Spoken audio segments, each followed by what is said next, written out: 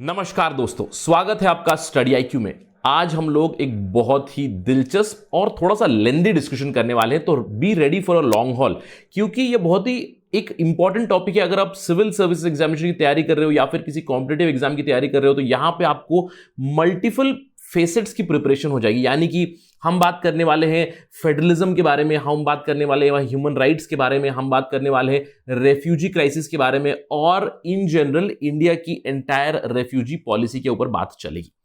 तो ये खबर है मिजोरम से। बेसिकली जो मिजोरम के एक एमपी है, उन्होंने मिनिस्ट्री ऑफ होम अफेयर्स के एक ऑर्डर के ऊपर उन्होंने टिप्पणी की थी कि हम लोग जो म्यांमार से रेफ्यूजीज आ रहे हैं, चिन रेफ्यूजीज मिजोरम में, हम उन्हें वापस भेज नहीं सकते। They are like our family.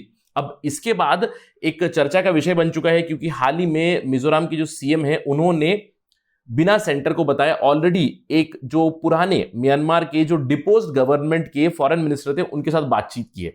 तो this is an issue between centre and states and it is an issue of humanitarian crisis. हो तो चलिए बात करते हैं एग्जैक्टली क्या हुआ है, और अंत में हम लोग बात करेंगे कि इंडिया की पॉलिसी क्या रही है, इंडिया ने किस तरह रेफ्यूजीज को हैंडल किया हुआ है, इन सब चीजों पे बात चलेगी। तो बहुत अच्छा इंफॉर्मेशन और फॉर्डर मिलेगा आपको एग्जाम पर्सपेक्टिव से। Let us begin. लेकिन उन सबसे पहले मैं हूं आपका दोस्त राहुल साईगांवकर। अगर आप मुझे फॉलो करना चाहते हो, you can follow me on the ID Rahul Sai 222। अगर आपको कोई सवाल है, आप मुझसे कनेक्ट करना चाहते हैं, you can directly message me on Instagram और any other social media handle. अगर आपको इस प्रेजेंटेशन की पीडीएफ चाहिए, तो you can just follow me on the Telegram channel with the same ID. Right. इसके अलावा अगर आप कॉम्पिटिटिव एग्जाम की तैयारी कर रहे हैं, specially civil services examination which is for the entry to IAS IPS, जिसका नोटिफिकेशन आ चुका है, एक ही दिन बचा है एप्लीकेशन भरने में। अगर आपने फिल नहीं किया तो प्लीज ध्यान से फिल कीजिएगा। और हमारे यहाँ पे आपके लिए स्मार्ट कोर्स है, जिसमें प्रीलिम्स और मेंस दोनों इंक्लूडेड है। प्रीलिम्स पे हमारी टेस्ट सीरीज चल रही है, मेंस काफी कंटेंट है। आप बस विजिट कीजिए studyIQ.com या फिर डाउनलोड करें हमारा ऐप, ताकि आपको ज्यादा इंफॉर्मेशन मिले और आप इन सर्विसेज को अवेल करें। हमारे पास ईएमआई फैसिलिटी भी अवेलेबल है फॉर इजी पेमेंट।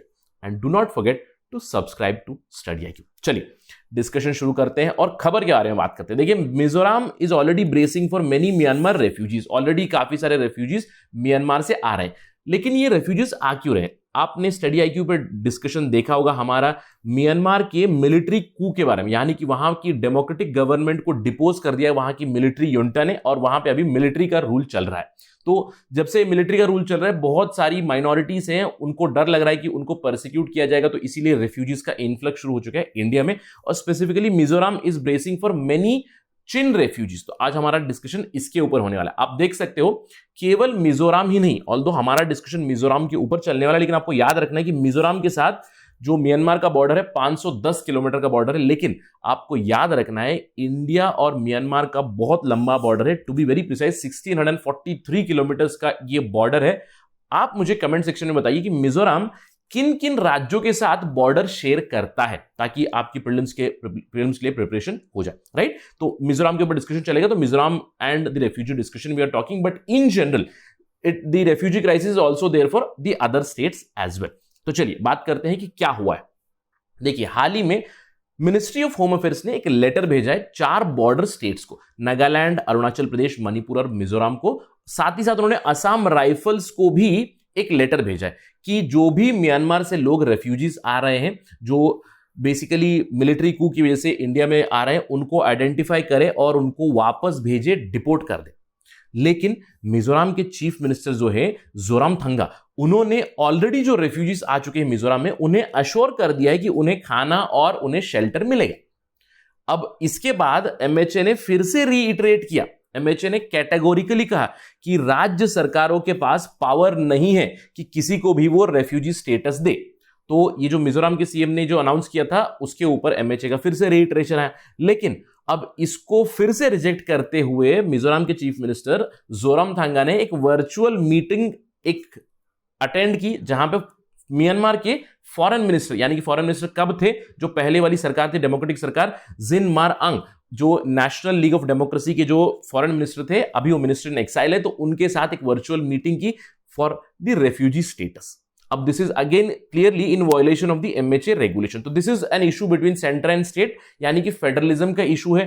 केंद्र सरकार की एक मिनिस्ट्री ने राज्य सरकार से कुछ कहा है, तो राज्य सरकार उसको मानने के लिए तैयार नहीं है। तो does this amount to imposition of article 356? Perhaps not, but again a tussle between center and states. अब इसके ऊपर मिजोरम ने ऑलरेडी, मिजोरम की जो सीएम है जोरामथंगा ने, उन्होंने प्राइम मिनिस्टर को एक लेटर लिखा है। उन्होंने कहा है कि India cannot turn a blind eye to humanitarian crisis that is unfolding in our own backyard. उन्होंने कहा है कि जो लोग आ रहे हैं म्यांमार से, चिन लोग, वो कहते हैं कि वो हमारे भाई बंधु हैं, बहुत सेंचुरी से हमारे ब्रेदरन रहे हैं, हमारा क्लोज कांटेक्ट है उनके साथ, और इसीलिए Mizoram cannot remain indifferent to the sufferings of the Chin people, right. तो जब से ये मिलिट्री कू हुआ है म्यांमार में, तब से चिन लोग आ रहे हैं बॉर्डर क्रॉस करके मिजोरम के अंदर, राइट।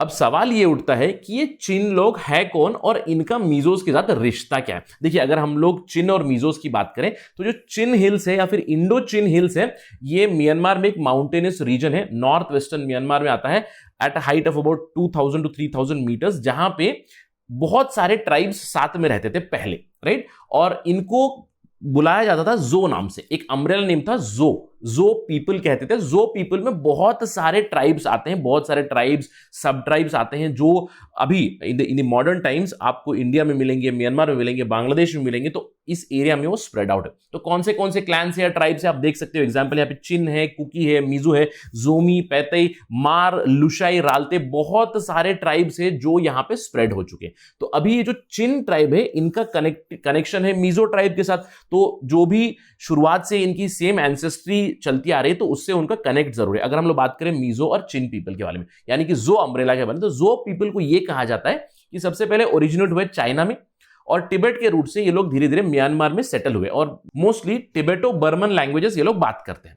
लेकिन कुछ सेंचुरीज पहले ट्राइब्स हैं, तो ट्राइब्स में कांस्टेंट फ्यूड्स होती हैं, लड़ाई होती है एक दूसरे के ट्राइब में, ट्राइब के किंग्स के बीच, चीफ्टन के बीच लड़ाई होती है। तो इस लड़ाई के बीच क्या हुआ, बहुत सारे ट्राइब्स वेस्टवर्ड मूव हो गए 17th सेंचुरी में और इंडिया की तरफ आ गए। यानी कि टुडे जो इंडिया है, मिजोरम, मणिपुर में आपको मिलेंगे मिजोस।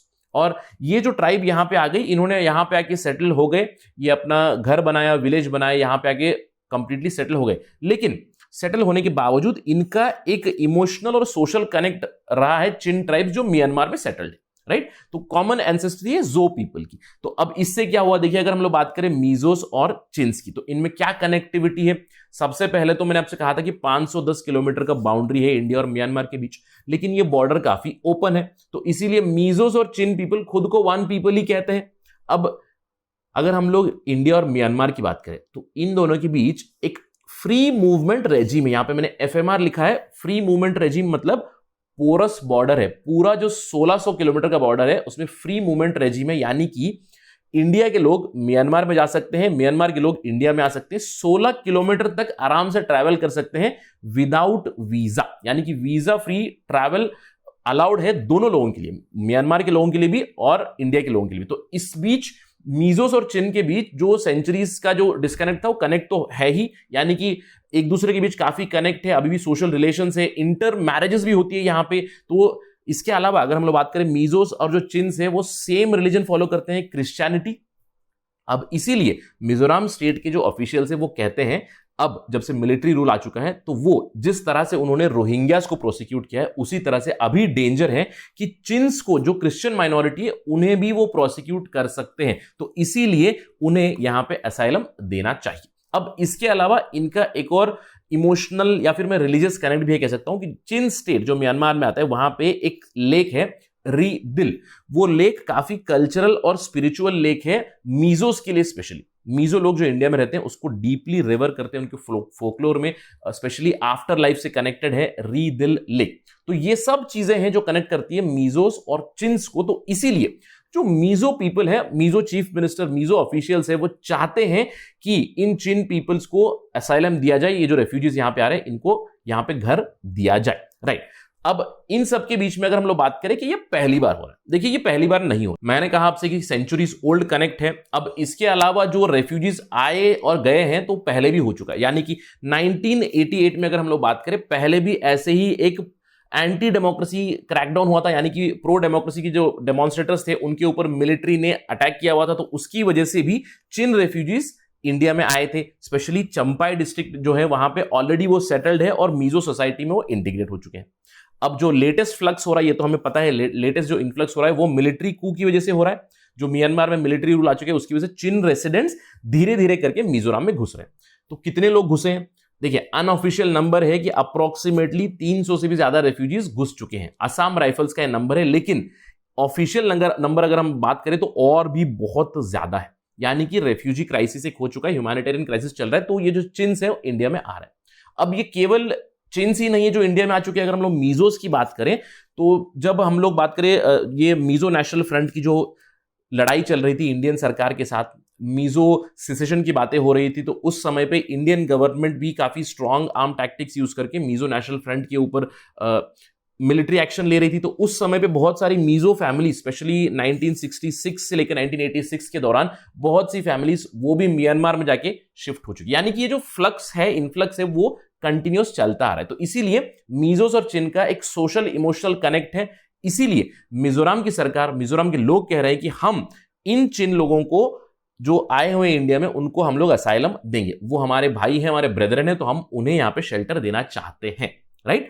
अब ये तो हो गई अभी की स्टेटस। अब आगे क्या होगा ये तो सरकार जानेगी। लेकिन अगर हम लोग बात करें इंडिया और रेफ्यूजीज के बारे में, देखिए इंडिया और रेफ्यूजीज का एक बहुत पुराना नाता रहा है। अब इसके बावजूद एक काफी विडंबना की बात है कि हमारे देश में प्रॉपर रेफ्यूजी पॉलिसी नहीं। इसके बारे में थोड़ी देर में बात करेंगे। अगर हम लोग रेफ्यूजीज की बात करें, देखिए पार्टीशन के दौरान इंडिया पाकिस्तान का पार्टीशन हुआ, यानी कि ईस्ट पाकिस्तान, वेस्ट पाकिस्तान, जो करंट है बांग्लादेश है, वहां से बहुत सारे लोग, माइग्रेंट्स और रेफ्यूजीज इधर उधर ट्रांसफर जरूर हुए। तो रेफ्यूजी क्राइसिस तब से ही शुरू हुआ है। आप बात कर सकते हो बहुत सारी कॉलोनीज है दिल्ली में, जो भी जैसे कि Rajendra Nagar, Lajpat Nagar, you find many people who have migrated from Pakistan during partition into India. तो रेफ्यूजीज आए थे उस दौरान। इसके बाद 1959 में तिब्बत से बहुत सारे रेफ्यूजीज आए थे। दलाई लामा एंड कंपनी पहुंची थी इंडिया में, तो अभी भी वो रेफ्यूजीज है। ये कहा जाता है कि 20,000 से भी ज्यादा अभी भी तिब्बतन रेफ्यूजीज इंडिया में है।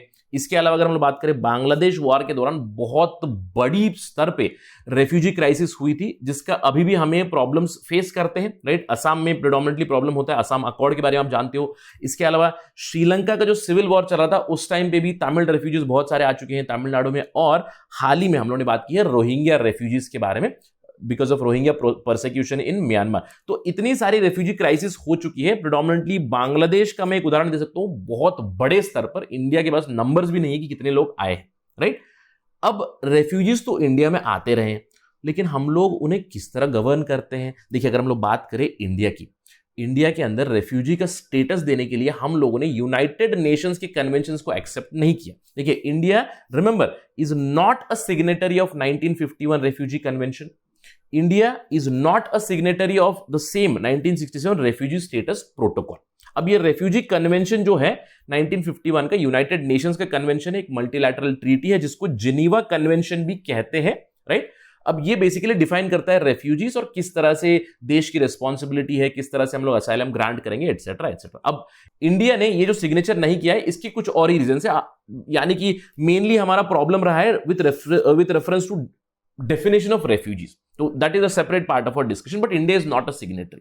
अब इसके अलावा इंडिया में गवर्न कैसे करते हैं? अगर कोई माइग्रेंट आ रहा है, कोई रेफ्यूजी इंडिया में घुस रहा है, तो उन्हें हम लोग बाहर हकाल सकते हैं। देखिए फॉरेनर्स एक्ट है 1946 का, जो हम लोगों ने बना रखा है, जहां पे केंद्र सरकार के पास पावर है कि आइडेंटिफाई करे फॉरेन नेशनल को कि वो बाहर से यहां पे आया है और उनको डिपोर्ट करे। अब इसके बारे में हम लोगों ने बात की है जब भी हम लोग बात करते हैं असम के रेफ्यूजी क्राइसिस की, तो इसके तहत फॉरेनर ट्राइब्यूनल्स बने हैं। जो एनआरसी अपडेट चल रही है उसमें हम लोगों ने यहां पे बहुत बार बात की है। राइट।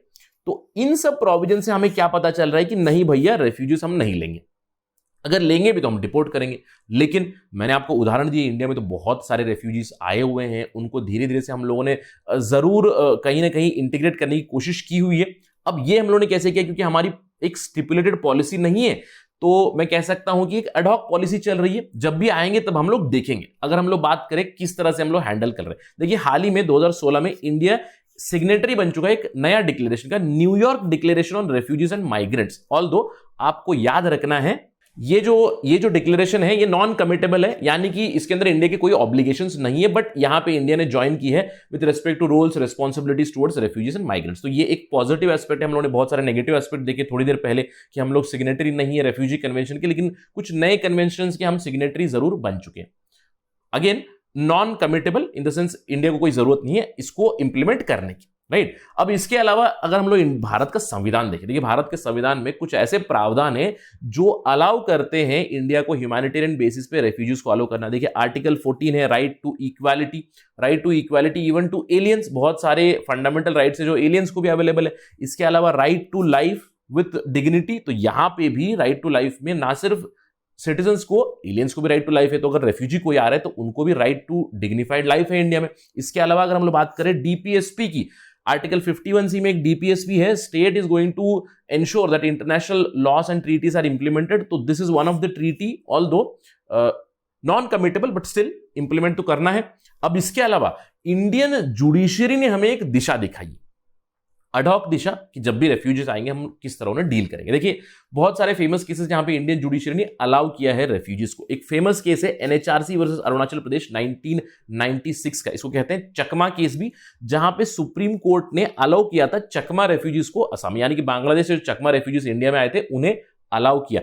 सुप्रीम कोर्ट ने कहा कि the state is bound to protect the life and liberties of every human being, be it citizen और अदरवाइज। इसके अलावा एक और इंपॉर्टेंट केस है Dong Lian Kham versus union of India, जहां पे सुप्रीम कोर्ट ने क्लियरली एक प्रिंसिपल दिया, प्रिंसिपल ऑफ नॉन रिफाउलमेंट, यानी कि वापस ना भेजे, कोई जरूरत नहीं है। ये जो है this is guaranteed under article 21 irrespective of the nationality, यानी कि अगर कोई इंडिया में आया है तो there is a principle of non refoulement which is applicable to citizens as well as non citizens, that is refugees और माइग्रेंट्स। तो इस बेसिकली सिस्टम के बिना पर हम लोग रेफ्यूजीज को अभी तक इंडिया में केटर करते हुए आए हैं, और हम जानते हैं कि रेफ्यूजीज इंडिया में बहुत सारे हैं। मैंने आपको उदाहरण दिए पार्टीशन के दौरान पाकिस्तान से, उसके बाद में इवन अफगानिस्तान से कहा जाता है कम से कम 20,000 रेफ्यूजीज है इंडिया में, राइट। रोहिंग्या रेफ्यूजीज है, श्रीलंकन रेफ्यूजीज है, बहुत सारे रेफ्यूजीज है जिनको हम लोग इस फ्रेमवर्क में, यानी कि जो मैंने आपको बताया अभी इंडियन संविधान के जो फ्रेमवर्क में और इंडियन जुडिशरी के फ्रेमवर्क में हम लोगों ने उनको इंटीग्रेट करने की कोशिश की है कहीं ना कहीं। लेकिन सबसे बड़ा सवाल अब हमारे सामने ये रह जाता है इस डिस्कशन से, इसी चीज से हम लोग एंड करेंगे अपना डिस्कशन। आपको मुझे बताना है कि क्या करना चाहिए सरकार को। सबसे पहले तो दो सवाल है, एक सेंटर वर्सेस मिजोरम, कि जो अभी सेंटर वर्सेस मिजोरम चल रहा है, क्या केंद्र सरकार को मिजोरम की रिक्वेस्ट मान लेनी चाहिए। देखिए यहां पे बहुत सारे पॉइंटर्स है कि अगर एक रेफ्यूजी के लिए केंद्र सरकार ने मान लिया then it sets a precedent, आगे चल के और भी डिमांड्स आ सकती है, तो it has a flip side also. तो सवाल तो ये है कि क्या केंद्र सरकार को अलाउ करना चाहिए या नहीं चाहिए। ये तो हो गई आपकी शॉर्ट टर्म डिस्कशन, लेकिन एक लॉन्ग टर्म पर्सपेक्टिव प्लान की बहुत जरूरत है कि क्या हमें एक कॉम्प्रिहेंसिव नेशनल रेफ्यूजी कम असाइलम पॉलिसी की जरूरत है। इनफैक्ट ये जो मैंने सवाल पूछा है इसको आप एक सिंपल सा मेंस का सवाल समझिए कि critically examine the need of a comprehensive national refugee come asylum policy in India. तो आपको मैंने यहां पर बहुत सारा फॉर्डर दिया है, do attempt that particular question and let me know your thoughts in the comment section कि इंडिया को कॉम्प्रिहेंसिव पॉलिसी बनानी चाहिए नहीं, और क्या केंद्र सरकार को अलाउ करना चाहिए चिन रेफ्यूजीज या नहीं। इसके ऊपर अगर कोई डेवलपमेंट आएगी तो हम आपको जल्द से जल्द लाएंगे स्टडी IQ पर। That is it from my side on this part of discussion. Thank you for watching. जय हिंद।